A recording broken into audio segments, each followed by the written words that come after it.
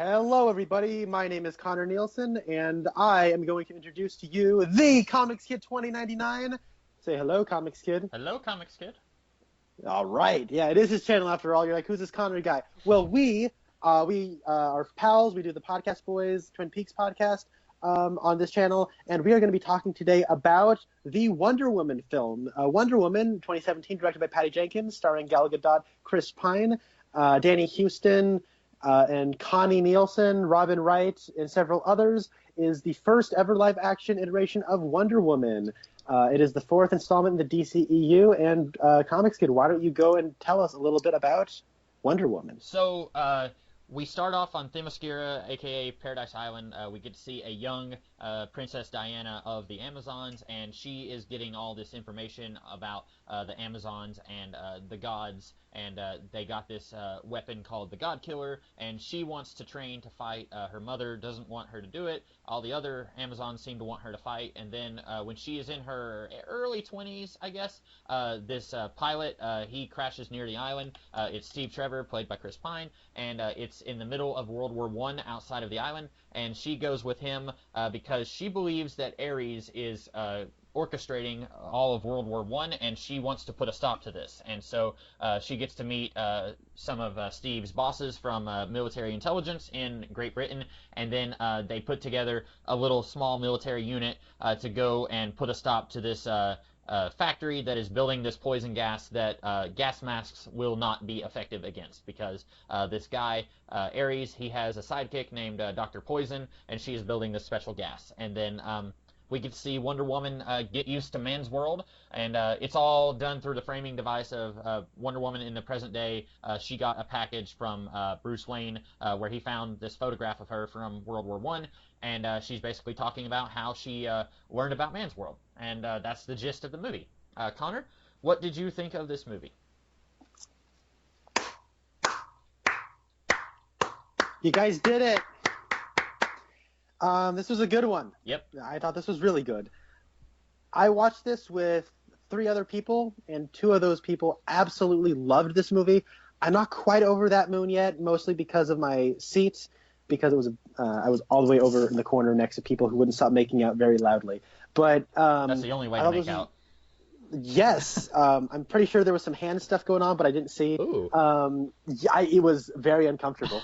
So I was getting the trapezoid effecto. A lot of the left side of the screen was very much in focus, but if anything was happening on the right side of the screen, I had to really focus and see what was going on over there. But after I got adjusted, I really started to enjoy this movie, and I think the movie actually got better. I think this was really good. Gal Gadot, you proved me wrong. You are a very good and unique Wonder Woman. Mm-hmm. I think Patty Jenkins delivered a great and smartly directed movie that had a lot of elegance and flair to it. There are some stuff here and there about the production that I think are a little touchy. I think some of the CG work and green screen effects are below the standard of the last 3 of the DCEU films. But I thought that overall this was a great story that was told and featured excellent acting.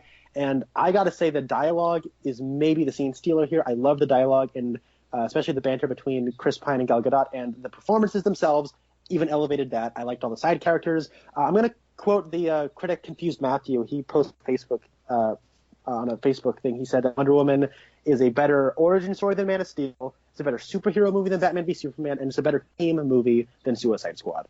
And I couldn't have said it better myself. So what did you think of this movie? I liked it a lot.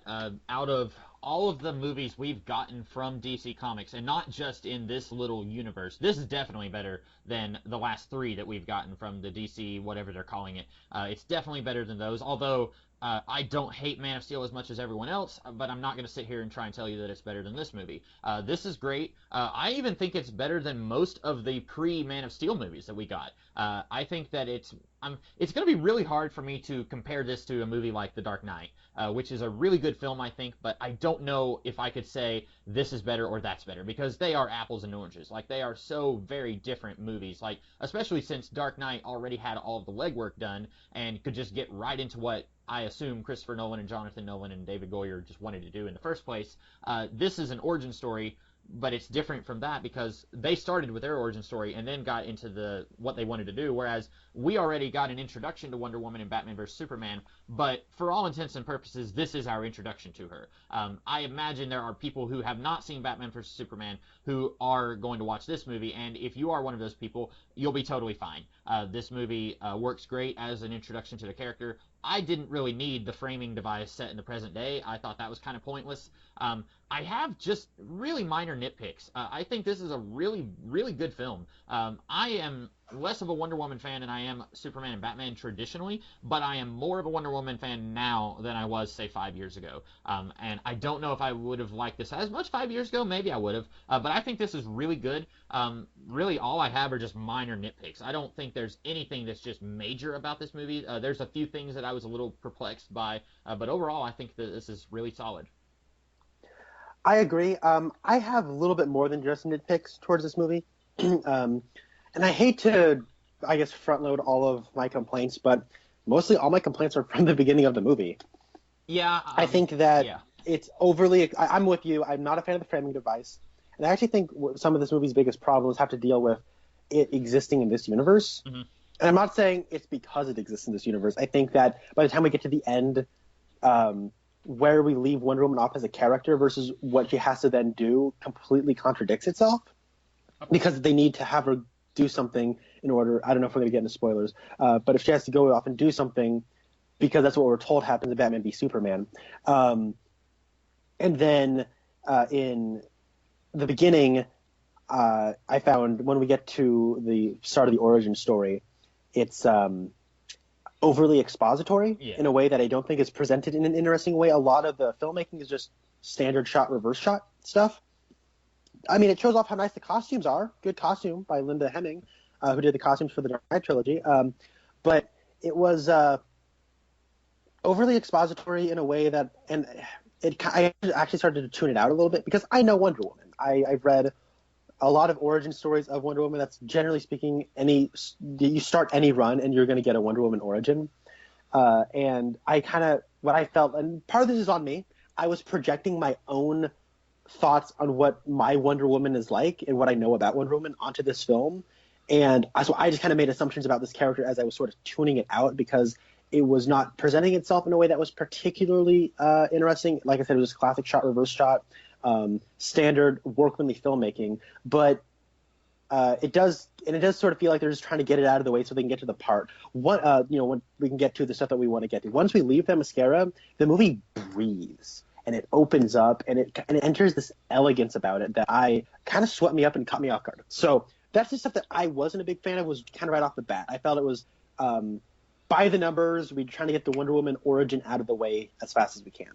Yeah, I agree with you that the beginning of the movie is a little boring. I don't know how else they could have done it, because I am at a point in my life where I don't think any superhero needs an entire movie devoted to their origin story. I don't think there is a single character in comics with an origin that is so complicated that it needs an entire movie. In the early 2000s, that was all we had. Like, Spider-Man had, the first act of the first Spider-Man movie with Tobey Maguire was him getting bit by a spider and then setting up the bad guy that he's going to fight in the third act. At this point, though, everyone knows superheroes. Like, even if you don't read comic books, you know superheroes. So you don't need an origin story of, okay, this is a guy and an alien gives him a ring and then he has to learn how to use it. You don't need that. You can get past all of that in the first 2 minutes. Now, I was telling a friend of mine a long time ago that Wonder Woman is probably the only character who you should do an origin story for, because this is her first film. Now, she did have a TV show back in the 70s, and most people watching this either haven't seen that show at all, or it's been a really long time since they've seen it. And then she had an animated movie almost 10 years ago, and most people probably haven't seen that. You and I have probably. You have seen that, right? The animated Wonder Woman movie? Nope. Okay, so I've seen it. A lot of comic book fans have seen it. Sorry, I didn't mean to throw you under the bus like that, but how dare you? Yeah. But I feel like most non-comic book fans aren't really going to know anything about Wonder Woman. They'll probably, like, if you said to someone on the street, like, hey, tell me who Wonder Woman is, now they're going to say Gal Gadot. But, before this movie, before Batman vs. Superman, they would say, oh, it's Linda Carter, bracelets, and she wears a swimsuit, and she's really hot. And they wouldn't know about Paradise Island and the Lasso of Truth and Steve Trevor's a pilot and Greek mythology. They wouldn't know about any of that stuff necessarily. Whereas Superman and Batman, even if you've never seen any of those movies, I feel like maybe I'm projecting my own knowledge, but I feel like it would be a little bit more intuitive. Like, okay, his parents were shot. He's the last son of Krypton. He has all these powers. He has a sidekick named Robin. Stuff like that. I feel like that stuff is more in the public knowledge, or in the public know-how, whereas Wonder Woman is a little bit more obscure in terms of people who don't read comic books. So I think that giving us all this origin stuff was probably necessary, but I was still bored out of my mind until we got to the scene where the German soldiers are attacking the island. Once we got to that point, I was all on board. That's understandable. I wouldn't say I was bored out of my mind, but it felt rather by the numbers, and if I had no idea who Wonder Woman was, I would be fascinated by it. Yeah. And I would be intrigued. But as I consider myself somewhat of a Wonder Woman fan. I was like, okay, I get why we have to do this. I'd rather we did it in a way that was, because the thing is, Wonder Woman's had like so many origin stories. I feel like every time we want to start a new Wonder Woman, we give her a new origin story. New 52 is a new origin, and then Meredith Finch decided to just completely take away everything that Brian Azzarello did. And then we have Greg Rucka's run, which is an origin story, which, one of the stories was Year One, which is an origin story. Then we have Grant Morrison's Wonder Woman Earth One, which is an origin story. It's like so, and then, George Perez, origin story. You go back to the, 40s, origin stuff. It's like all origin stuff. You know what I mean? Mm-hmm. So, and then the movie, I haven't seen it. It's an origin story, right? Yes. Right? Yes. Right. Yep. Who could have guessed it? So Linda Carter, the pilot episode. What was it about? You want to take a guess there? Ooh, I mean, it's not an origin story. It right? is actually. It is. Whoa! Hold the phone. Yep. So, like, I'm like, but at the same time, I'm a comic book fan. Mm-hmm. Wonder Woman's a part of the Trinity, and I feel like there's always that point where people who are trying to get into DC are like, okay, I know Batman, I know Wonder Woman, I know Batman, I know Superman, I need to know Wonder Woman, right? Mm-hmm. There always comes that point. So, and there's plenty of Wonder Woman origin stories for you to go out and look for, but I don't feel like there's a definitive take on the Wonder Woman origin. Everyone's trying to make the definitive take. It's not like Batman, okay, parents are killed, he trains to become Batman. That's a definitive story. Yeah.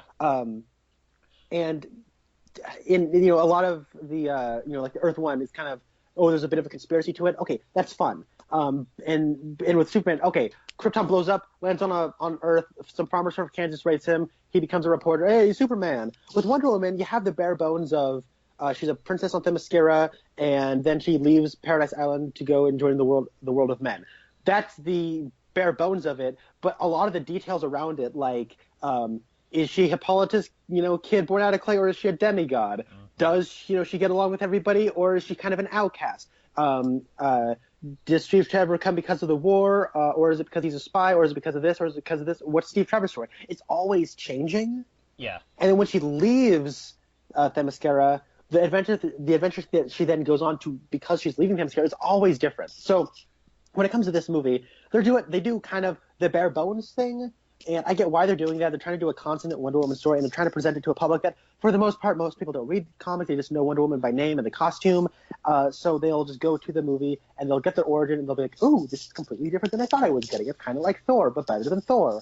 And then when she leaves the joins the war, it's like, oh, this is kind of like Captain America the First Avenger, except better than Captain America the First Avenger. So there's that.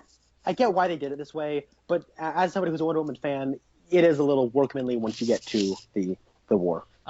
Real quick question for you. I know that you have read Brian Azzarello's Wonder Woman stuff from the New 52. I have not. You've read some of Meredith Finch's Wonder Woman. I have not. Have you read any pre-New 52 Wonder Woman? I read some of the Golden Age stuff because I have the first omnibus. So I do too, but I haven't read any of it. It's sitting on my shelf waiting.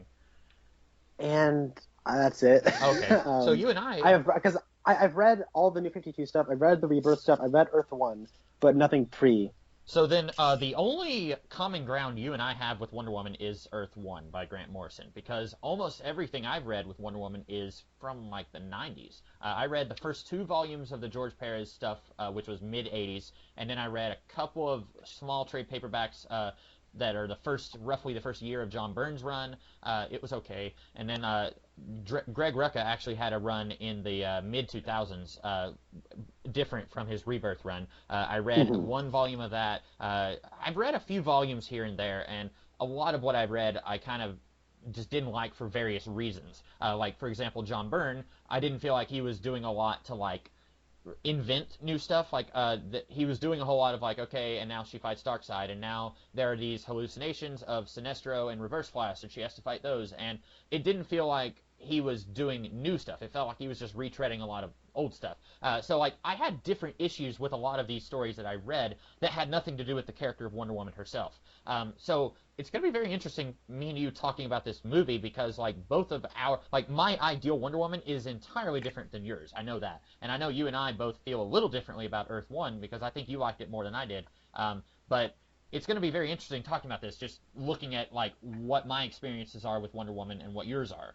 Like I've seen the first episode of the Linda Carter series, and I saw the animated movie. I did not like the animated movie. I've watched every episode of the Justice League cartoon from the DC animated universe. So like our experiences are very different concerning this character. That's true. When it comes, but I don't think they're maybe as different as you maybe think, because I think I do like Earth One a little bit more than you do, but at the same time, I don't think it's great.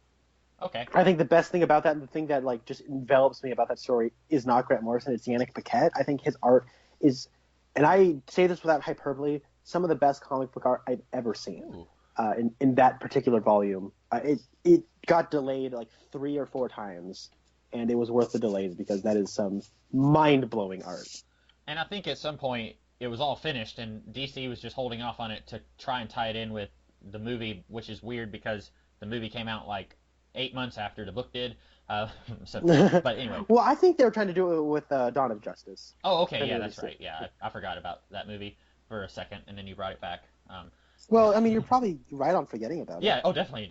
Man, can you ever think of any movie that like Dawn of Justice, which is one of the worst superhero movies I've ever seen, and then it goes directly to this, which is really awesome. Like, can you think of any other character or franchise that went from such a quality leap like this?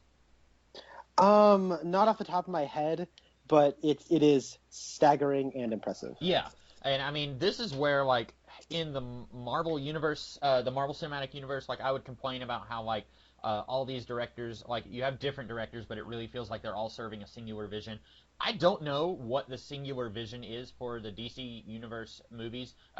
At one point, I was going to say it's whatever Zack Snyder wants, but he's no longer involved with the Justice League movie that's coming out later this year. So I don't know who's calling the shots with these, but I'm really glad that it seemingly Patty Jenkins did not have to bow to any like, okay, this is what we need in this movie. We want you to do this. We want you to do this. Or if she did a very good job of incorporating it into what she wanted to do.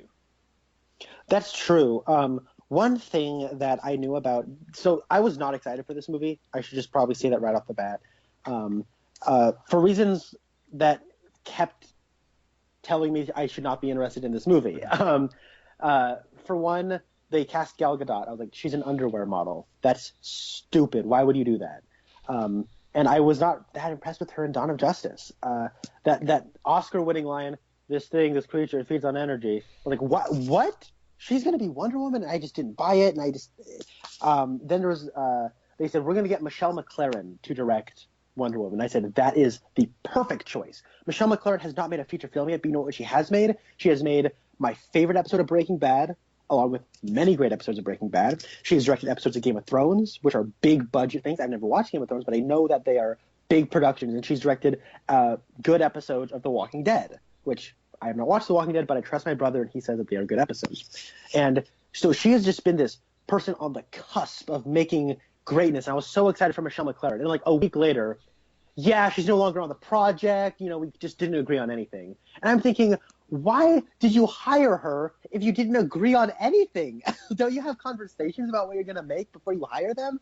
And that frustrated me beyond belief. And so they got Patty Jenkins, who had only made I think the last movie she made was Monster. That came out in 2003. Oh wow. And I had not seen that. And I guess in between then she'd done some episodes of television, but she hadn't really made a Russell in my circles because Michelle McLaren was a name I had been keeping an eye on for some time before I had heard she was going to direct Wonder Woman. So when she wasn't, I was immediately apprehensive. And so anybody they got, I was like, oh, they're probably just going to hire a monkey to direct it, right? And I don't mean Patty Jenkins is a monkey. I'm saying that, the person in the studio can easily control. But one thing to note about the movie Monster, which I haven't seen, but it stars Charlize Theron, and she won an Oscar for that movie for Best Lead Actress under Patty Jenkins' direction. And having seen the movie, Patty Jenkins can direct actors. But also going back to why I was apprehensive about this movie was Michelle McLaren wanted basically a medieval war movie, like Braveheart, but with Amazon warriors. And I guess that's not what the studio wanted. And my initial cynical thinking was, oh, they just want a generic origin story. And then I saw the trailers, and I just wasn't impressed by the trailers, and I wasn't impressed by Dawn of Justice, and this whole thing spelt doom for me. And I was impressed. A real quick question, doesn't have anything to do with what you were saying, but I was thinking about this earlier, and I don't want to forget to ask this. If we had not gotten a Captain America movie which was set in World War II, do you think that this movie would have been set in World War II? I do, and I'm glad that it's set in World War I. Oh, okay. See, I don't know that much about history. I know there's a difference between World War I and World War II, but I think just about everything in this movie probably could have been World War II. I don't think there's very much in it that specifically has to be World War I. So I'm interested to see why you think you're glad that it's World War I. Is it just because we've already had the Captain America movie? Not only that. So the thing about history, basically the way it worked was the political climate in around the time of World War I was everybody sort of aligned themselves with other countries, and for whatever, I can't really remember the reasons, but there was some tension between several countries and in Europe, and then the Archduke Franz Ferdinand was assassinated, and that sent everyone in Europe going into a frenzy, and everyone was involved with, everyone was on different sides. And so the U.S. got involved when we didn't really care about Franz Ferdinand. We just got involved because we're siding with England, right? Yeah. And then so really everyone was just mad at each other and just shooting at each other, and it was really messy. It was very morally gray, as opposed to the less. I mean, it's still World War II is still war, so I mean to some degree there's shades of gray, but it's much more clean cut. Those are the Nazis. We're not the Nazis. Right. We're gonna stop the Nazis. There's that.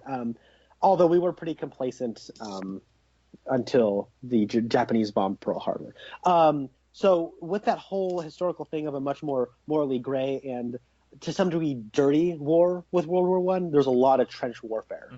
And people just fighting because they wanted to prove that they were better at fighting than other countries.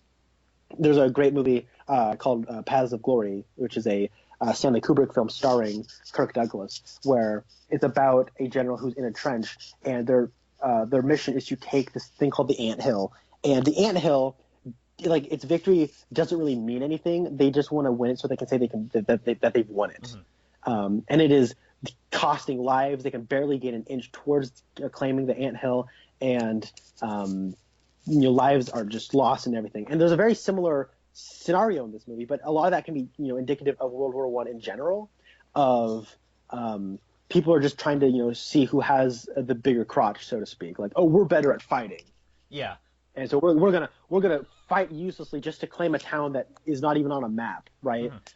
So I mean, it is on a map, but they say it might not be on a map. But also the other reason is I'm glad we got World War I because I feel like we never see films that are set before World War II. That's true. Yeah. It's always World War II. It's always World War II, and afterwards there's Vietnam, which is a very interesting war in and of itself. No one ever goes to Korea because that's a forgotten war. But we never see pre-World War II, and that's always frustrated me. I mean, I get why we do World War II. It's very easy to dramatize that. But World War I it's something I've kind of been itching to see on film recently because I can't tell you a World War I movie I've seen that isn't Paths of Glory. Right. I don't think I've seen any World War I movie. I'm trying to think. The movie Glory with Matthew Broderick. When was that? What was? That's Civil War. Okay, so way before World War I. I haven't seen. Oh yeah. Now to be fair, the Civil War that's all that we also do that every once in a while, but not nearly as much as World War II. I haven't seen Glory since I was in high school, and I only saw it once, so I couldn't remember which war that was. But you can tell how invested I was when I was watching that movie. Yeah. But I now that you mention it, yeah, that's a very good point. I wouldn't have minded if it was World War II. It's always World War II in the comics. In the Marston stuff in the comics in the 40s, it was World War II because that was what was going on in the real world while the character was created. And then in the Linda Carter series, season 1 started with World War II, and then I think the whole season was World War II, and then the later seasons jump forward into the present day. And I feel like there's been some time travel shenanigans in John Byrne's run that took the character back to World War II. So I feel like when I first heard it was going to be World War One, I had an instant like, oh no, you can't do that because it's different than what I'm used to. But now that I've seen it, I'm like, oh, okay, I didn't mind. I like what you did here, and you raised some good And points. I do think that it is World War. I think they would have done World War II if Captain America hadn't just done it. I do think that maybe is what they would have done. But I think it forced them to get creative. And honestly, I think it works better for the theme and message of this movie. Yeah, and you raise a good point about how World War One in some ways was like a more morally gray situation. You were mentioning that you weren't excited for this movie. I wasn't either. In fact, earlier this year, I was not planning on watching this movie because I had been burned so many times by the DC Extended Universe, which I still think is a dumb name because extended makes it sound like it's an extension from the comics, and it's a separate thing from the comics. It's not connected to the same universe that the comics are in, so it shouldn't be called an extension. Anyway, that's stupid. I completely agree. I don't just call it the DC Cinematic Universe. Just say, hey, we're copying Marvel. Everyone already knows that they are, so just say that you're doing it.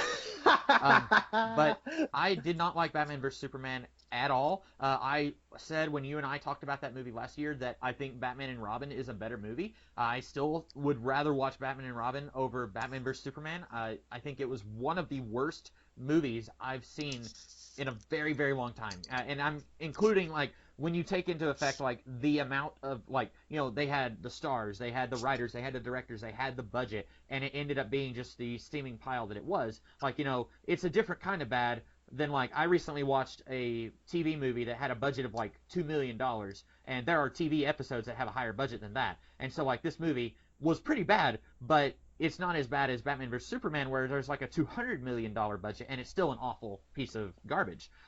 So I didn't like Batman vs Superman. I liked Suicide Squad better than you did, just because I liked some of the dialogue. I thought some of it was funny. I liked a little bit of the character relationships, but it was still a movie that did not cohere together at all, and it was very clear that they were just trying to do a rip-off of Guardians of the Galaxy.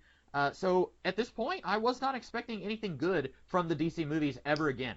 And then we got this, and I saw a trailer for it a month or two ago when I was watching something else. And when I saw, oh, it's a Wonder Woman trailer, like usually I try to avoid trailers for movies that I am interested in watching because I don't want to be spoiled on anything. I don't want to know anything about the movie if I can avoid it. And when I saw this was a Wonder Woman trailer, I thought, okay, I'm not going to watch this movie, so I might as well just watch the trailer. And then the trailer looked pretty good. And then I saw another trailer for the movie a little later, and I thought, this looks pretty good still. And so I decided, yeah, I'm going to go ahead and watch this movie, and I'm really glad that I did. Mm-hmm. So let's talk about what you really liked about this. You want to give your favorite thing? See, Gal Gadot. I think I agree with you. I think she didn't have anything to do in Batman vs Superman. It's not so much that she was bad; it's that she was given bad material. It's very painfully clear in that movie that you could remove her from the plot, and the plot would not change. Like she didn't have a reason to be there. She was just there to set up a Justice League movie. They were thinking more in terms of franchise than they were in terms of movie. Christopher Nolan had a really good quote, and I'm going to completely misappropriate the quote and just I don't even remember exactly how he said it, but basically he said when he was doing Batman Begins, he wasn't thinking about what he was going to do in The Dark Knight. He was thinking about Batman Begins. He was in the here, he was working on a movie he was working on. And then after finishing that movie, it's like, okay, now I can think about the next movie. And then with The Dark Knight, again, he wasn't thinking about what he was going to do with The Dark Knight Rises. He was just working on the movie he was working on. And I don't think we've had a superhero movie to do that since The Dark Knight and The Dark Knight Rises. Like, all the Marvel movies, regardless of how you think about them, they are thinking in terms of franchise. They are not thinking in terms of movie. Except maybe the Guardians movies. I think that might be an exception to the rule, except even there. I don't know though, because even there's the Infinity Stones. Yeah, and I'm sure he was thinking of Kurt Russell and he was thinking of Ego when he was doing the first movie. So even that is probably not a good example of that. But here, with Batman vs Superman, they already had Gal Gadot casted because they knew they wanted, they had their Wonder Woman, and it's like, okay, now that we've cast her, let's throw her in this Batman vs Superman movie, even though she isn't, going to do anything in it. And so I think that the bad taste in our mouths after that was just that movie didn't know what to do with her. She is really good at playing innocent and naive. My least favorite Wonder Woman is the Conan the Barbarian version, where she's just like bloodthirsty and fighting wars and stuff, and very like aggressive and in your face. I like the version that's almost childlike and like is very in awe about everything. You watch the Linda Carter pilot episode, and she feels very innocent and naive. You read the George Paris stuff, and she starts off just this very big-eyed, just in awe of everything that she sees. And I really like the way that Gal Gadot presents that. Now, it doesn't lose any of that edge because she is a fighter, and she's stronger than everyone that she meets in the movie, and there are times where she kind of gets in people's faces when she meets Etta Candy, and she says, oh, well, in my culture we call that slavery. Like, she's not passive, but she's not mean, if that makes sense. It's a very fine line, and I've seen people cross that line, and I've seen people mishandle Wonder Woman in a way that I don't think she should be handled. I really like the way that the writing team for this movie handled the character, and also how Gal Gadot brought it to life. Yeah, I completely agree. She has a purity about her and a compassion because she's naive and she's innocent, but it's not like she's completely inexperienced. Right. When she sees she saw her aunt die. She knows of death, and she fights, and she's trained, so she knows what pain is, and she knows what training is, and she understands that. And she understands what battle and war is, and she knows it's bad. She hasn't experienced war, but she has some knowledge. And that's a thing where there's a difference between knowledge and experience. And that's actually like a Star Trek 2 kind of idea. You know what I mean? Yeah. I couldn't have imagined I would be talking about Star Trek The Wrath of Khan when I'm talking about a Wonder Woman movie like 2 weeks ago. I wouldn't have thought of that. But there's so you're right. Gal Gadot does do a great job of writing so many different lines. Like that part where she's like, oh, where I'm from, that's called slavery. Like, it's kind of humorous. It's not being blunt and rude, but it's also not being passive. It's doing quite a lot, actually, with that line. And I was worried Etta Candy would be the Jar Jar Binks of this movie, but, I thought she was delightful. I like the part where she's like, oh, I guess it is. I mean, I am compensated quite adequately, though, so I wouldn't call it slavery. Yeah. So she's talking about how she does get paid pretty well, so I thought that was kind of neat. And I like during World War I, that's when the women's suffrage of getting the vote was like a thing that women were trying to do, and you get a little bit of that thrown in here. And I dug that.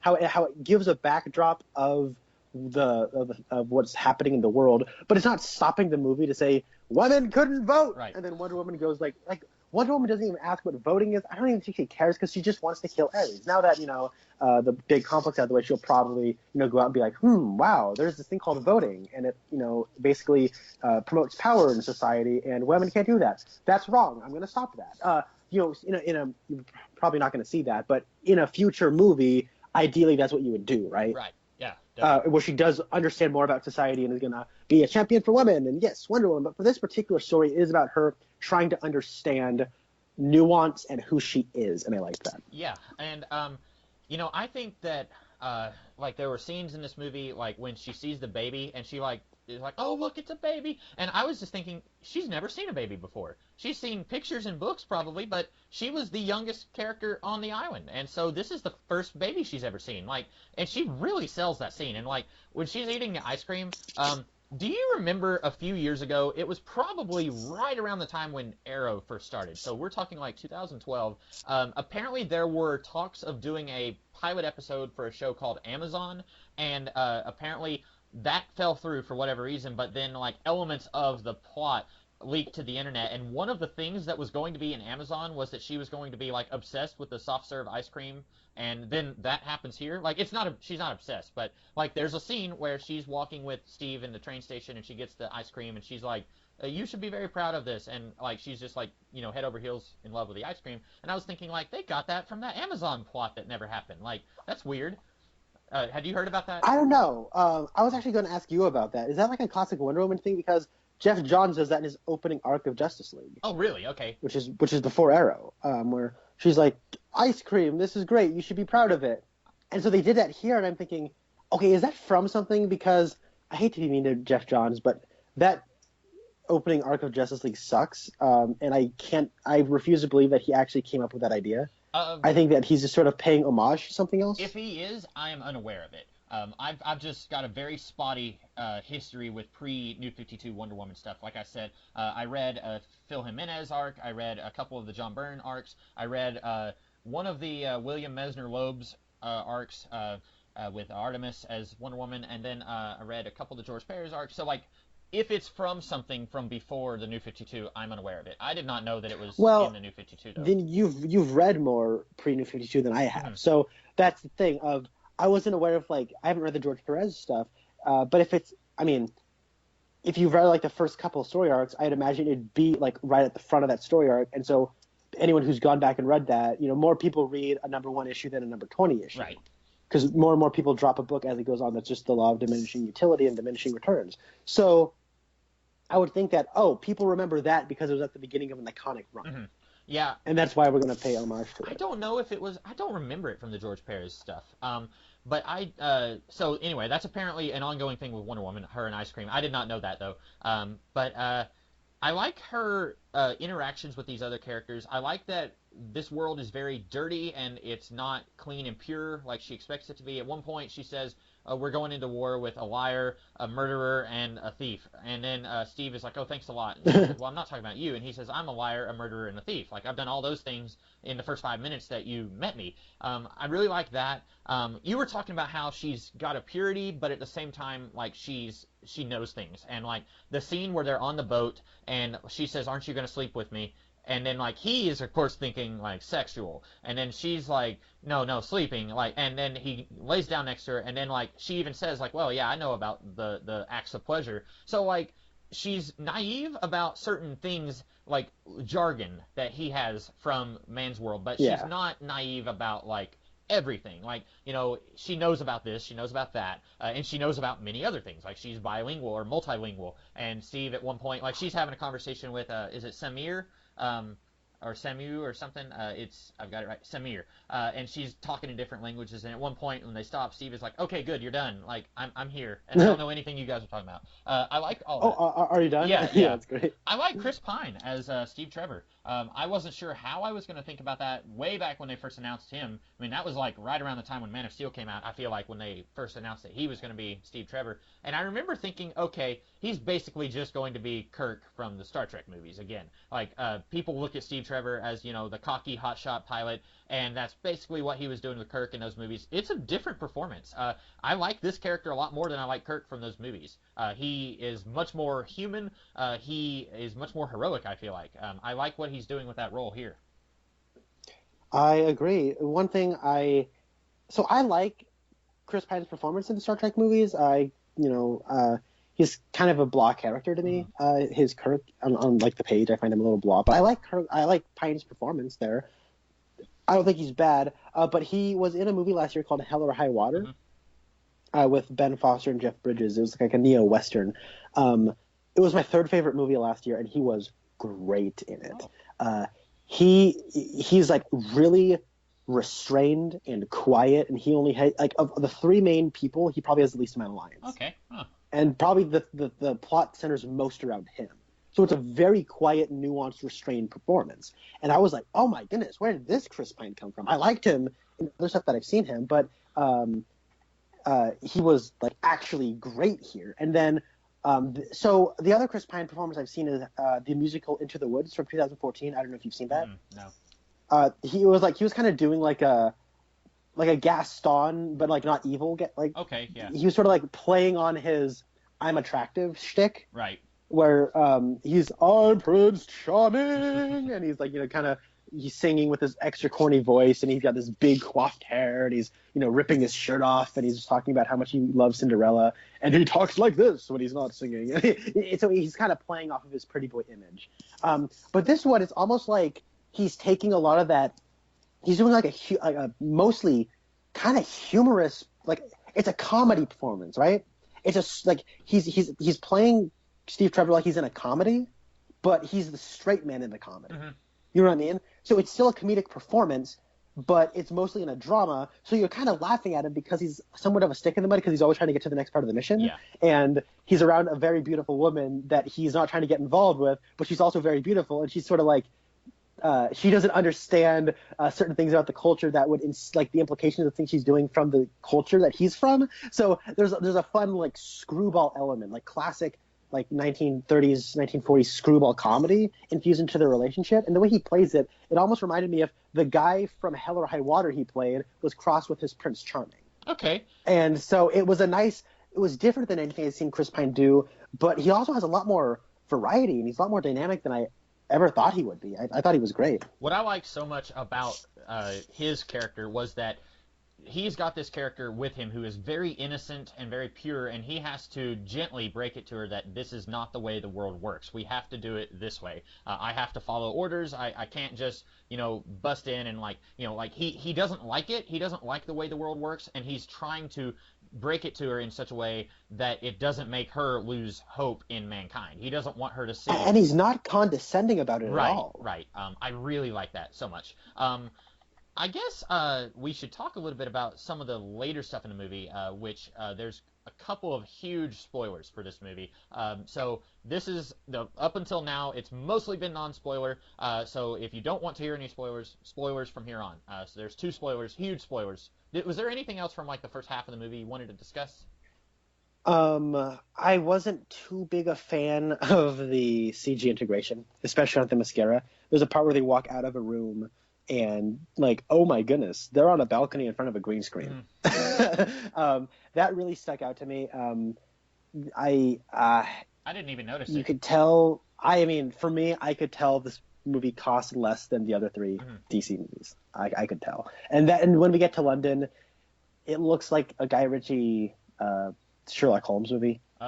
And a rather artificial, and I think those movies have a weird artificial sheen to them that I'm just not a fan of. So a lot of that was at one point in this movie, Steve Trevor is talking to Diana, and he says, "All right, tell me everything that happened." And then she says, "Well, I got some money from this Viking." And he says, "Hey, how do you get money from a Viking?" And she says, "You ask him." And then she says, we went to go see Mike." And yeah, that's a reference to the Legends of the Sword King Arthur movie, whatever it was called. Yeah. Guy Ritchie's King Arthur. Well, you see, if they did that, the movie would have bombed. Oh yeah, that scene would have bombed it. Yeah. But no, I thought there was some. I think the Lasso of Truth looks great. I think a lot of the later stuff looks much better, but a lot of that early stuff, I don't know if it was like the weird color grading, because it still has like this weird dark murky look to it, but they turned the color grading up on it. I don't know how to explain it. It was just so strange to look at times. Robin Wright is in this movie. She plays, I don't know how to pronounce her name, Antiope. Robin Wright was Princess Buttercup in The Princess Bride, which is one of my top 5 movies of all time. And I did not recognize her whenever I was watching the movie. I went home and was looking up stuff, and I said, "Oh, Robin Wright's in this movie." And I immediately thought, well, she must have played Hippolyta. And she doesn't. Connie Nielsen plays Hippolyta. But I think Antiope was the one who was breaking the rules and training Diana. Yes, that was her. Anyway, that's kind of cool that Princess Buttercup is in this movie. She's aged well. She's in House of Cards, which I have not seen, but she's in this movie. So any of you fans of The Princess Bride, that's a connection there. I kept getting Robin Wright and Connie Nielsen mixed up. They don't look that similar, but they look similar enough. Well, especially like in the context of the movie, like when you look at a picture of Robin Wright and a picture of Connie Nielsen, it's like, yeah, I can tell them apart. But when you just show a quick flash of Robin Wright, and then you show a quick flash of Connie Nielsen, and then you just cut back to Diana saying something, like, it's easy to get them confused in the movie. Yeah, so that threw me for a loop a little bit at first. I was like, I guess we're in the spoilers part. Oh no, Hippolyta died. Oh no, that's Antiope. Right, yeah. Antiope. And that's not a huge spoiler. So speaking of huge spoilers, there were 2. One of them I called it about 10 seconds into the movie, and this is where I think you and I are probably. I'm going to guess you and I are going to disagree about something. So early in the movie, they mention the gods gave us the God Killer, and I was thinking, oh, okay, it's Diana. And they're trying to make you think it's the sword, it's the lasso, it's an actual weapon. I was thinking, no, it's Diana. It's obviously Diana. And then later, like about 20 minutes into the movie, Antiope is saying, like, Hippolyta, and they're having a conversation. They're saying she can never know the truth about what she is. It's like, oh, I am so shocked. Diana is the God Killer. And then, like, 10 minutes before the movie ends, she finds out, and it's like, you mean I'm the God Killer? And it's like, dun, dun, dun. And it's like, we the audience have known that for like 2 hours now. And I don't know, like maybe other people were surprised. I was not. Like that was very, very obvious, like 100 miles off. I do not like the relatively modern idea that Diana is a demigod. I know you are more of a fan of it in Brian Azzarello's run. Personally, I prefer that she is not a demigod. I don't like the idea that she has a father. I think you could have done the idea that she is the god killer without her explicitly being the daughter of Zeus. I think you could have done something where the gods come together and they say, Hippolyta, we're going to give you a daughter. And then Hippolyta creates a daughter out of clay, and then they give the clay golem life, and then she becomes Diana. I think you could have done something like that, combining the William Moulton Marston origin with the idea that she has a purpose beyond just being Hippolyta's daughter. I personally, and this is just a taste thing, I think that having her be the daughter of a man, having a man be part of her origin, kind of undercuts the whole feminine power thing. That's just my opinion. I feel like you're going to disagree with me. No, I completely understand that line of thinking. I do. Did they ever explicitly say Zeus inseminated Hippolyta, and she was pregnant with you, and so your daddy is Zeus? Because it still read to me like Zeus gave you life, and he gave your mother the gift of you, the god killer. And so I was thinking, okay, you could read this as her being a demigod. I think there were some stories ahead saying, yeah, she's the daughter of Zeus. But at the same time, it's almost like, okay, is she actually the daughter of Zeus, meaning she is his seed? Or is it like kind of he brought her to life with magic powers? Right. I think he said that you are Zeus's daughter. Ares did. At one point, he definitely called her little sister, I think. Ares called her his sister, I think. Oh, yeah, you're right, because then she says, bye-bye, brother. Right, so... I guess you're right. I mean, see, to me, it works. That sort of thing worked in the Brian Azzarello run because, I mean, we talk about Wonder Woman as a feminine icon and whatnot, but who created her? Yeah, that's true. It was a man. Yeah. A dude. Yeah. And so there is that sort of thing of Wonder Woman having to come to terms with she's not who she thought she was, and that sort of stuff is delved more into that run. But I guess here it's just sort of like a plot twist. You're actually a demigod. Yeah. What? Do you think it could have been made to work if it was a little bit more ambiguous? I do. Okay. I would have preferred that. Yeah. So that's a big thing. And did you have any other thoughts on that big spoiler? Not really. I see. That's the thing. You know me, world's most gullible movie watcher. I'll pretty much believe anything a movie tells me until it tells me not to. Even I was like, yeah, I'm pretty sure Diana's the god killer. But then the movie got so far away from it that I kind of forgot about it. And then so she has the god killing sword. Okay, so here's the thing. I was like, I don't like that the thing that'll save the day is a weapon. I don't like that. That's not Wonder Woman. Right. And I get that, she's raised on Themyscira. They're, a race of warrior women. I get that. But at the same time, it's not her fighting skills that makes her a hero. It's her heart that makes her a hero. Yeah. It is her compassion. And that's what makes Wonder Woman great. That's what sets her apart from Superman and Batman. So when Remus Lupin is revealed to be Ares, and she throws the sword at him, and the shot of his hand just turning the sword to ash, yeah, I was like, thank you, because I thought they might go into, well, obviously it's the God Killer, they're warrior women, bro. I thought it might go into that, and I was really worried. I was hoping it would be her, and then when it was, I was like, yes, that's good. And she defeats him with the power of love and compassion. I'm like, yep, that's Wonder Woman. Bravo. Yep.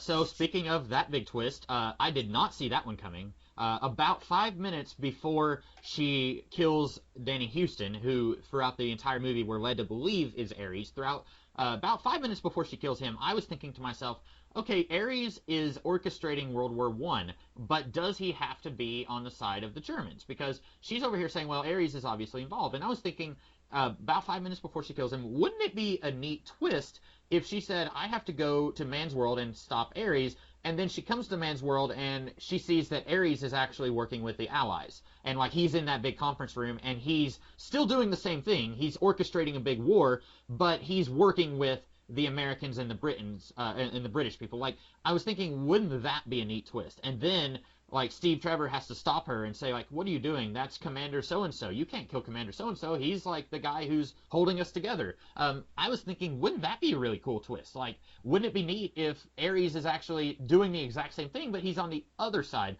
and he's not one of the bad guys? And then she kills Danny Houston and nothing happens.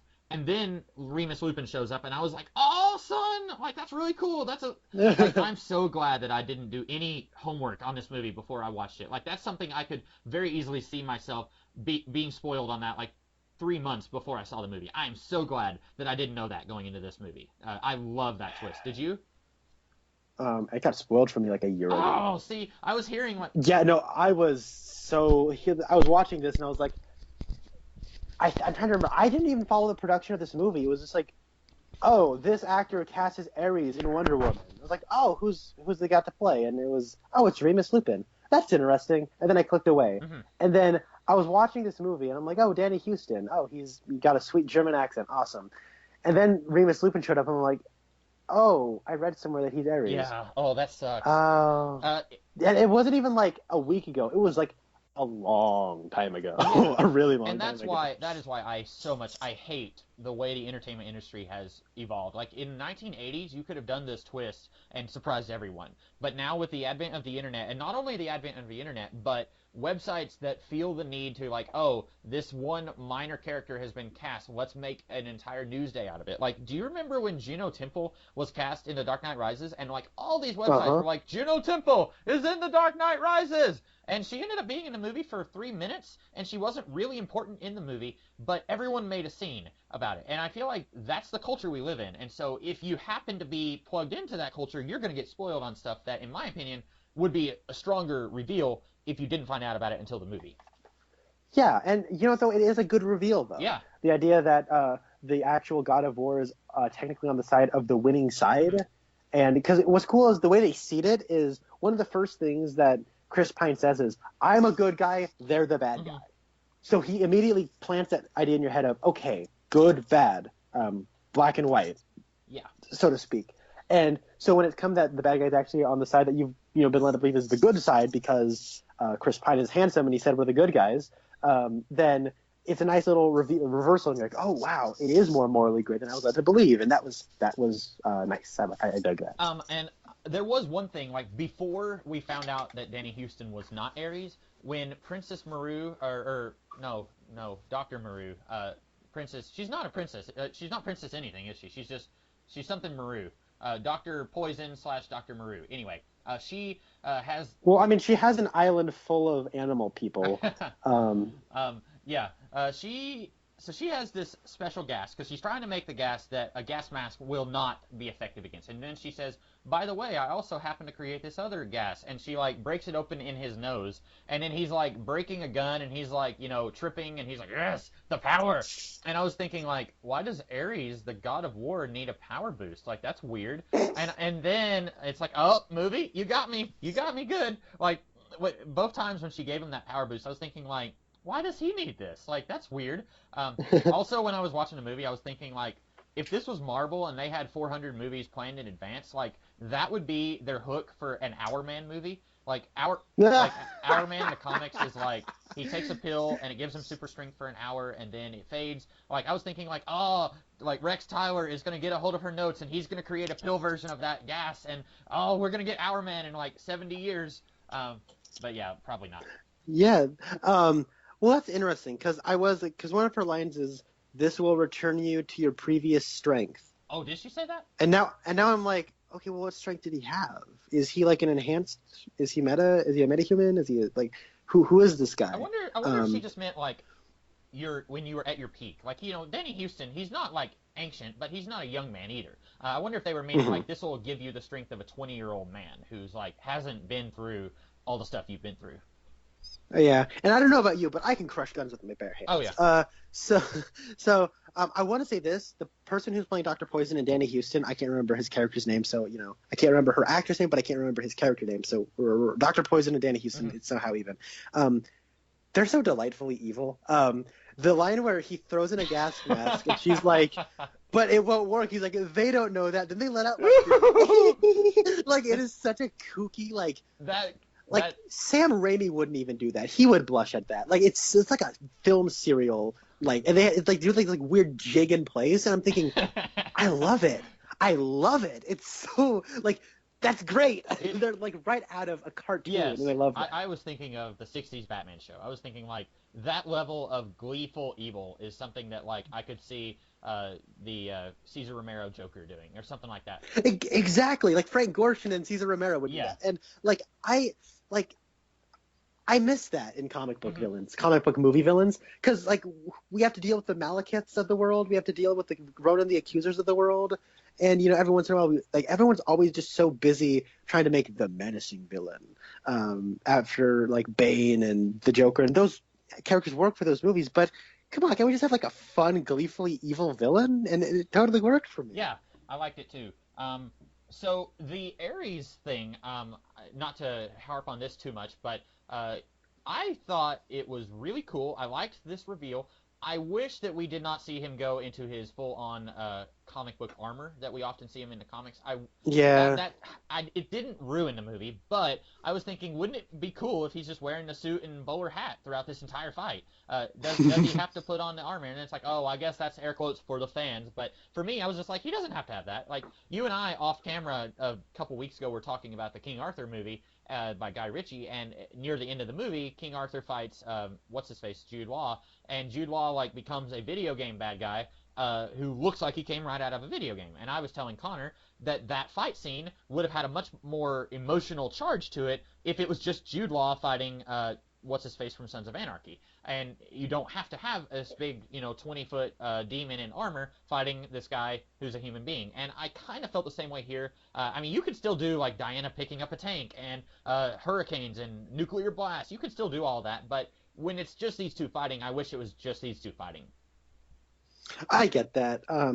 I would have liked to see just like this proper man in a British bowler hat and a stash fighting a Wonder Woman. That would have been great. But I do like some of the images. Like the shot of him coming out of the fire is magnificent. Um, one thing that I like unironically love, and this kind of goes back to the goofiness of the villains. He still has his mustache underneath his helmet. I love that. You see this little mustache. So, okay, I guess with the big Ares reveal, and I will harp on this for a little bit longer, is I don't know if I understand his plan. Oh. So he wants them to all to wipe each other out, right? That's his end Yeah. game. But he's somehow he's like, oh, I didn't actually make anybody do anything. It's all in their choice. And I like that idea. I like that it's a choice. There's a lightness and there's a darkness in all of us, and we have influences, but at the end of the day, it's a choice that we make. That's great. But he actually is Sir Patrick, and people talk to him, and he gives orders, and he's high up on the food chain. Mm-hmm. That's a thing. That's actually what happens. And I mean, he's in that room and he's talking, and when she walks in, he says, "Oh well, I'm actually glad she walked in. Finally, I got people to hear me talk. I got a few words in now that everyone stopped talking." And I guess, he's actually whispering sweet nothings into people's ear, and he's whispering sweet nothings to Dr. Poison to create this gas, so they'll wipe each other out. So, my thinking is, he is sort of trying to go under the disguise of, we need us to win the war to lead to peace. So he's kind of trying to go under that guise, but that's sort of like, but the war's actually almost over. Mm-hmm. Unless he actually I mean, okay, he's a god. I guess he can sort of walk around the world. If he knows that the poison is his endgame that he knows he wants everyone to sort of have their guard down at the end of the war, so that he knows that Dr. Poison is going to be spreading the gas, so then that'll wipe everybody out. Is that his endgame? I'm just kind of talking through it and sort of understanding it now. But when I was watching it, I was thinking, does he actually want peace? But that's going his cover is he wants peace because he's high up in he wants to end the war. He wants to win the war because this is World War I. We wanted to win it because we wanted to win it. But he also at the end game as Ares is like, no, I want them to annihilate each other. Well, so I'm a little confused by that. Well, keep in mind, there's one part where she has him wrapped up in the lasso, and then he kind of grabs it and he shows her what he says, you and I could build a better world, and he shows her basically a paradise. You were talking about how 80% of the movie is just smoky and shades of gray, literal shades of gray, it's all just really gross looking and there's not a lot of color. Well, then he grabs the lasso and shows her, he says, we could return the world to looking like this, and it's trees and it's beautiful and it looks like an Allegra commercial after you just took the Allegra. And he is in the lasso when he's saying that, so he's telling the truth right then. And I feel like he's for real. He's like, you and I could actually do this. And then she says, no. So I think that it's not explained very well, but I think he wants to get rid of humanity or get rid of most of humanity so that the world can be returned to how it was once upon a time. And he's using World War I as an opportunity to do that. But you're right, it's not 100% very well explained. As far as, like, who's this Sir Patrick guy to everyone else? Like, where did he come from? Like, I guess, World War I, it was easier to fake your identity, and you didn't have computers that would, root you out and say, like, hey, this guy's, he didn't exist before his time, I guess. There were a few things like that where I was thinking, okay, this isn't entirely explained. The other big thing I can think of, you were explaining how Ares' plane doesn't really make sense, but the big thing I can think of is right before Diana leaves the island, her mom says, if you go, you may not be able to come back. I did not understand that. Now, it's possible that I missed a line of dialogue, because I don't know why she couldn't come back. Like, she knows where the island is, I'm assuming. I was thinking, like, there's this thing like, well, the island is temporarily in phase with the rest of the planet every so many decades, and if you leave, it may get out of phase, you may not be able to come back. Like, if they had just said something like that, I would have been cool with it, but, like, she stays in man's world, apparently, as of the framing device. She stays for the next, 80 years or more. So I don't know why she can't go back to Themyscira. Well, that's the thing, though. At Rose City Comic Con, I attended a Wonder Woman panel that Greg Rucka was leading. Mm-hmm. And it was Greg Rucka, Nicholas Scott, Liam Sharp, and Matthew Clark, which was the creative team behind the new Wonder Woman series with Rebirth. So it was awesome. And he said something really interesting. He said, what is Batman's origin story? What is the definitive moment in Batman's origin? Go. Oh, me. I thought you were gonna. His parents get killed, and then the pearls fall on the ground. Yeah. What is Superman's origin? Like, what is the definitive moment of Superman's origin? Planet's destroyed, and then he lands in a farm, and Jonathan and Martha take him. Yeah. You have in your head the image plastered in your mind of the Waynes getting shot and of Superman's rocket leaving a planet that's blowing up. You have those in your mind. What's with Wonder Woman? No one actually has that image in their mind. What is the defining moment of Wonder Woman's origin? He says there's two things. One, Paradise Island needs to be just that. It needs to be a paradise. You don't want to leave. Mm-hmm. And second, there are consequences for leaving. So her leaving, she should know and make that choice that she is leaving, and she knows that she cannot come back. The problem is it's not really established in this movie. And I guess in that sense, that's why the first 20 minutes leave me a little bit cold, is because we don't really see her being loved by this community and that this is a community she loves to be a part of. We just see a lot of training. Mm-hmm. And, I want to be a warrior. That's what I got from it. So what Greg Rucka talked about, his philosophy is that, Paradise Island needs to be a paradise. You would not want to leave this place. Even if you've never been anywhere else, you still would not want to leave this place. But you choose to leave. Mm-hmm. That's the point of Wonder Woman's origin story. So I guess it just kind of comes up at the 11th hour of, hey, if you leave, you might not come back. No. It should not be you may not come back. It's you will not come back. Yeah. That's the important part that I wish they would have changed that. And so that's my problem with the opening stuff of this movie. And there's any number of ways they could have done that. They could have had Hippolyta say, you have disobeyed me, daughter. I'm exiling you. You cannot come back. Or they could have done what I said. The island is slightly out of phase with the rest of the planet, and that's why the Germans were suddenly able to find the island, because it's that time of the decade or century. And then if she leaves right now, she won't be able to come back for another 100 years, something kind of like that. Or they could do something where it's like, the island moves around, kind of like in Lost, and you may not be able to find us, but you might. I'm totally okay with her. She's in man's world for good once she leaves. But like you, I wish they had given a reason why. Yeah, and part of it's like I could hear somebody making the argument, but telling us it's just more like on the nose. That'd be on the nose expository dialogue. I'm like, well, we got quite a lot of that in this movie as it is. Like just an extra 5 seconds to kind of clarify. This is what happens. These are the rules for leaving. It would have made that choice even more powerful in this movie if it's seated at the beginning of the movie. Don't leave, or you can't come back. And then 25 minutes later, okay, I'm making the choice to leave, and I know I can't come back. That would have added a little bit more weight and drama to the situation, I feel.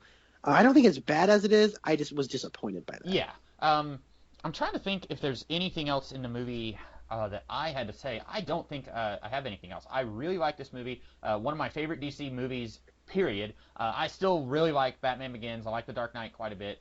You like The Dark Knight Rises a lot more than I do. I think that there's some good things about it. I think this is one of the best live-action DC movies, probably just best DC movies. I can't think of any of the animated movies that are this good either. Of course, there's a few little things here and there, but overall, I think I would give this like a 9 out of 10 if I had to number it. Yeah, my brother said the exact same thing, and I'm glad people are loving this. I'm not quite over that moon. I'd probably give this like a 7.5. Yeah. I quite enjoyed this. I thought it was really good. I don't know if I'd go quite as far as to say great. I would say this is probably in the same ballpark as First Avenger. Okay. And I think I probably sound more enthusiastic when I talk about First Avenger because I feel like not a lot of people do like that movie.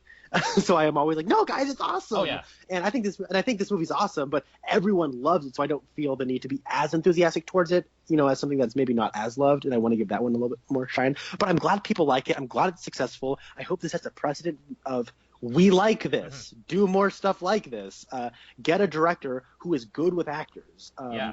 The action scenes are pretty good. I mean, I don't think they're great. I will say the sequence where she gets out of the trench and it's the first Wonder Woman moment and she's deflecting the bullets, I got chills. It was the perfect Wonder Woman moment.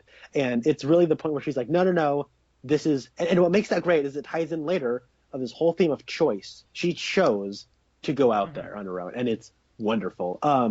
And the whole stuff leading up to her going into the village and taking down the tower, and then the scene of her and Chris Pine dancing while Spud from Trainspotting is singing. I loved it. So you thought of Trainspotting because I thought of Alien versus Predator. That's what I hear. I see that guy's apparently from AVP. Yeah, I haven't seen that movie in several years, but as soon as he started talking, I was like, it's that one guy with the extremely Scottish accent. And I'm surprised we didn't get a scene where Steve has to explain. Men wear pants, women generally wear dresses and skirts, and then she sees him and she's like, well, he's wearing this thing, he's wearing a kilt. Because at one point he gets right up to the fire and starts fanning his kilt, and I was thinking he's wearing a kilt. I'm surprised they didn't have a conversation about that. I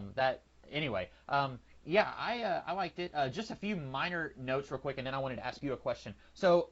Yeah. Alan Heinberg was credited. Alan Heinberg, he wrote for the OC, the TV show The OC. He wrote Young Avengers for Marvel over 10 years ago. And then he at one time was attached to do a Wonder Woman movie with Joss Whedon.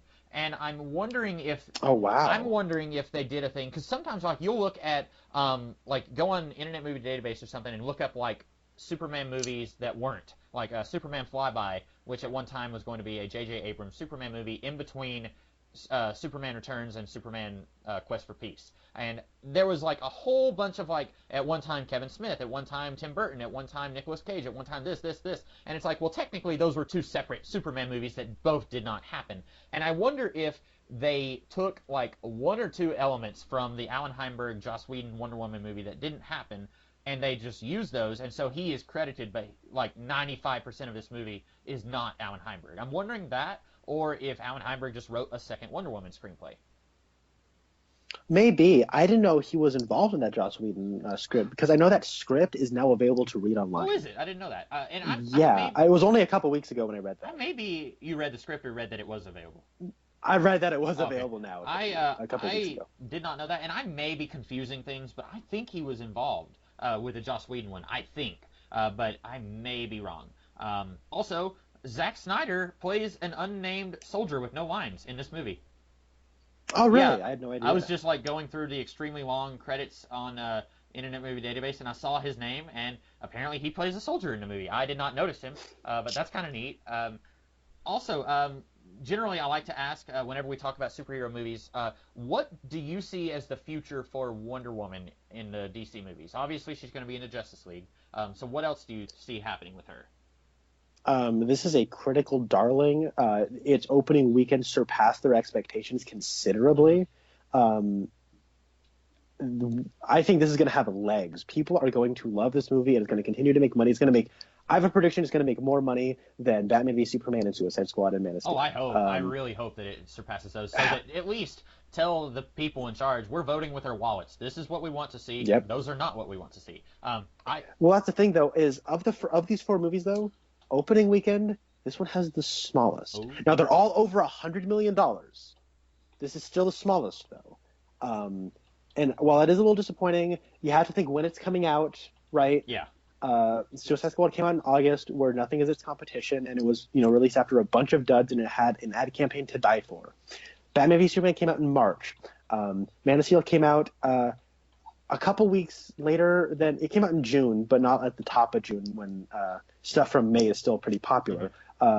But this is, and there's a lot less superhero movies back then than there is now, even so as recent as 2013. But it's still wildly popular, but they see that $105 million that $105 million opening weekend number, and they're like, oh, we were only expecting a 60 million, and we got 105 because word of mouth is so good and critics and audiences really like this. Yeah. I think we're going to see a lot more Wonder Woman. Oh, definitely. I think we're going to see a lot more. I think Patty Jenkins is going to have a bigger role moving forward. And I think that we're going to get a lot of Wonder Woman. That is, and you know what? I'm happy because we've had eras of Batman, we've had eras of Superman.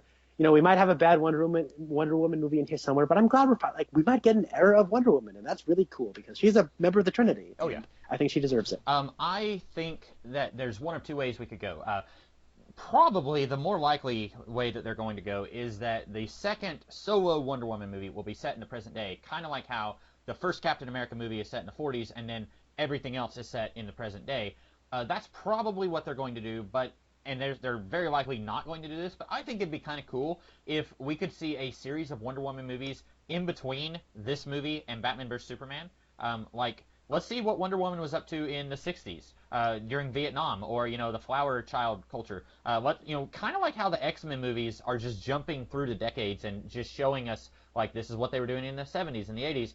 Now, I wouldn't necessarily want them to... I feel like the X-Men movies almost have gotten to a cartoonish point where, okay, so this movie is set in the 60s, so it looks like everyone's idea of what the 60s was like. This is the 1960s. I wouldn't necessarily want it to be like that, but I would really like to see a series of movies, solo movies, that lead up to what she was doing in Batman vs. Superman. Not necessarily tying into that movie, but I think that'd be kind of cool. What was she doing during the Cold War? What was she doing in Vietnam? I think that would be really awesome. You could use a completely different cast in each movie. You could bring in more of the Greek gods. I know at one point they said that Ares killed all of them, but, say that they're resurrected and that they have new bodies or something like that. Oh, yeah, sure thing, because, there's a lot of mystique of, ooh, she doesn't know everything. Yeah. Maybe on top of she doesn't know she's the god killer, she might also know, well, the story says all the gods are dead, but they're not really dead. Right. So maybe let's bring in Hermes. Yeah, maybe she has baby Zeus on her back while she's fighting a bunch of bad guys or something. I don't know. She has to get Zeus to Mount Olympus so that the other gods can take care of him. I don't know. This is why I don't do movies, because I would come up with stupid ideas like that. But I think that would be really fun. I have a feeling they're not going to do that. I have a feeling that the next Wonder Woman movie we get is going to be set in the present day where she's doing something in between Justice League missions. So I guess that's where I lead into a complaint I have of this movie. And it's not even so much this movie, it's that it's in this universe. Did I already say this to you, that it's not because it takes place in this universe? You hinted at it. I don't know if you fully... Yeah, okay. So we need to have this weird thing that Wonder Woman's been hiding, and she's been away, and she hasn't been active, because her big return is the stupid Doomsday fight from Batman v Superman. And, she comes out, it's Wonder Woman, and she's back. Get psyched. I think that's rather contradictory to what she learns in this movie. Steve Trevor dies, which how have we not talked about that yet? I'm shocked they did that. Oh, really? Because I kind of called that. I was talking to a friend of mine, and I told him, I said, I'm assuming Steve will die because everyone who was an adult during World War I is dead in the present day. There are people who were born during World War I who are dead now. So, I just assumed, I just assumed that Steve would die in this movie. Otherwise, I was thinking they would leave it open, and then you'd have to tell us, well, what happened to him? Are they going to do what they did with Winter Soldier, where they show him and he's 120 and he's doesn't remember her or something like that? So I kind of called that one, but I was surprised in how it happened. Well, I'm just saying that I'm surprised they killed him off. Because the thing is, I didn't expect him to still be alive in the present day. but you have flashbacks of after the war. Mm-hmm. Nope, he's dead. Yeah. And I'm surprised by that. And, I think that they confirmed that the sequel is going to be happening in the present day. So, bye, Chris Pine.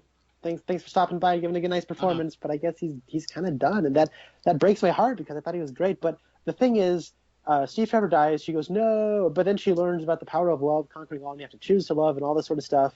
And then she comes into her own. And the Wonder Woman identity is truly forged at the end of this first movie. And then she just goes into hiding. Yeah. What? Huh? Because if she's like, I'm Wonder Woman, and she's like, going around saving the day. I mean, Batman would be like, oh yes, you're Wonder Woman, the icon from World War I, post World War I. You stopped the Soviets in the Cold War, and that going, you took all of the nukes and threw them into space apocalypse style. Like, you'd expect him to say that, but he's like, wait, hold on, this picture of you from World War I. There's actually you. You know what I mean? Like, he's like all surprised by it. I thought she came with you. So like, I think that's like a bit of a, like, the universe hurting this movie of, well, we need her to go into hiding, but we also need her to come into her own. But her coming into her own is in direct contradiction of her going into hiding. And that's my problem. Maybe I missed something. Maybe upon rewatch, it'll play differently for me. But as of right now, that's my read I have on it. And it's that kind of left a bad taste in my mouth. And you're not wrong. And I feel like we get the same thing with the Marvel movies. I'm an equal opportunity hater. I'll complain about stuff there. Like, in the Marvel movies, the first Iron Man movie leads you to believe that this is the very first weird thing that's happening in this world. And then at the end of the movie, Nick Fury says, did you think you were the only superhero in the world? Leading us to believe, or leading me to believe, that Tony did think he was the only superhero. But then it's like, no, he grew up hearing stories about Captain America from his dad, and then apparently Ant-Man fought bad guys in the 1960s, and there's all sorts of weird... Well, now, in defense of Ant-Man, that's like a SHIELD operation that probably would have been kept. Well, yeah, that's true, but like, it's a thing where the more we get in this universe, the more we find out has already happened. And way back when Man of Steel first came out, Jonathan Kent was telling his son, like, he was acting like you're the only thing out there that's like what you are. Like, you're one of a kind. There's nothing else out there like that. Jonathan Kent certainly wasn't acting like there was a superhero in World War I, who destroyed Ares and stuff. And I guess you could play it as, other than that one photograph, like it was just a local legend. There's a real legend that there was a battle, I think in World War II. It was World War I, where a group of angels came and they were protecting a group of soldiers. Like, that's a legend of several soldiers claim that they were saved by a group of angels. And so you could play it as, well, all these soldiers, they claim that there was this really awesome woman in armor out there throwing tanks, but really, how likely is that? Like, maybe, you're right, it still contradicts her character arc, where she decides that she's going to start doing stuff, and then she doesn't for 80, 90 years. So that's still a problem, which maybe they will do what I said. Maybe they will do a whole bunch of Wonder Woman movies that fill in the gaps. I think that'd be really cool. You wouldn't have to do a bunch of them, but you could just do, like, maybe she just tried to live several different lives. Like, okay, I'm going to try to be a doctor. I'm going to try to be a writer. I'm going to, Right, yeah. But, yeah, I think that, I agree with you on that, though. Yeah, because the one thing, here's the thing, it also makes me like Batman versus Superman even less, because it's like, oh, that wonderful man inspired me to come back. Mm-hmm. It's like, here's the thing about this movie that I like is, she's going to war and only men fought in wars in World War I, right? Yeah. And I like that they call it the Great War, by the way. They don't actually say, it's a World War I. Right, because that wouldn't make any sense at all. In fact, it'd be like the DC Universe way of, well, we're planning a cinematic universe of wars. So there's going to be World War I, then there's going to be World War II, and then I heard that in a review somewhere. I'm trying to think where I heard that before, but I thought that was funny. So there's that, but what was I even saying? Oh yeah, but like, so she was a woman, and she was probably the only one because men fought wars, and women and children were to be protected. So it makes sense that like, she's just interacting with men, and she has something to learn from them, and they have something to learn from her. There's like, it's, but at the end of the day, it's her choice, right? Mm-hmm. And so it is still a very feminine message of, a feminine, female-driven message of, you have your choice, and she says, what I do is not up to you, it's up to me, right? Mm-hmm. And it's her taking responsibility of my actions, or I am in control of my actions, and I know you want to protect me, you want to do all this stuff, but at the end of the day, I'm an adult, and I want to do these things. And he says, okay, I mean, I can't stop you from doing what you want to do. you're a grown up. And so, but she has to interact with men, and that's just kind of the nature of the story.